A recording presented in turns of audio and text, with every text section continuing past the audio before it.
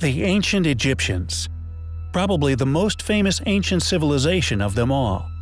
Extensively researched, excavated, and documented. The archaeological data collected and cataloged regarding this mysterious ancient people far exceeds any other. A worldwide fascination with a group who flourished at the feet of some of the most amazing and yet baffling structures on Earth.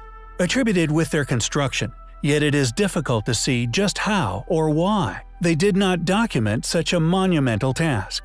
A civilization whose lifeblood, whose most precious and valued jewel was not bought with money or even made of gold.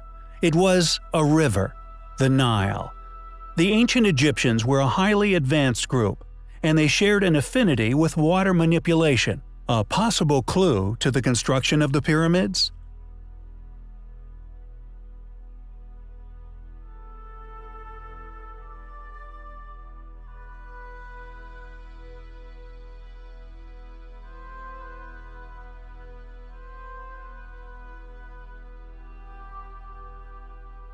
Although The Jewel of the Nile is known by most as nothing but a fictional motion picture starring such characters as Michael Douglas and Danny DeVito, there does actually exist a thing, an instrument, which the Egyptians undoubtedly held in a similar regard to the giant green emerald sought within the film.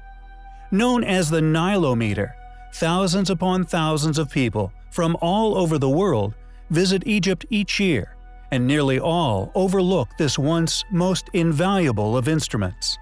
Between June and September, in a season the Egyptians called Akhet, high within the Ethiopian mountains, enormous volumes of snow which had accumulated throughout the long winter melts with the quickly changing seasons, sending a torrent of water into ancient Egypt, causing the banks of the river to burst, overflowing onto the flat desert plains. Amazingly, the Egyptians had figured out that by measuring this forceful annual flooding of the surrounding lands, they could accurately predict the following year's crop.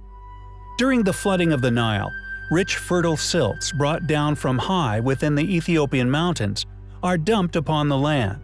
This silt was then used by the farmers that year to grow the crops for Egypt.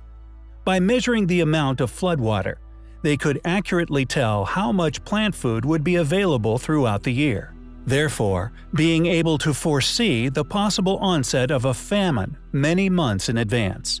This, of course, absent one of the curses of Egypt, or more precisely, locusts. The Nilometer not only measured the height of the floodwaters, but also their clarity. If it wasn't for this invaluable tool, the ancient Egyptian culture would never have flourished to such a degree.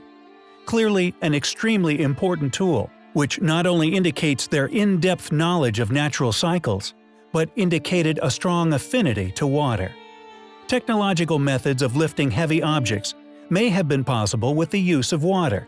By manipulating the fact that it is a liquid, an acquisition of in-depth knowledge of, quote, containing and draining, end quote, given time, one could have undoubtedly created wooden machines capable of lifting many weights in many ways. Regardless of these studies, the Nilometer is a remarkable contraption, and one which clearly deserves more attention.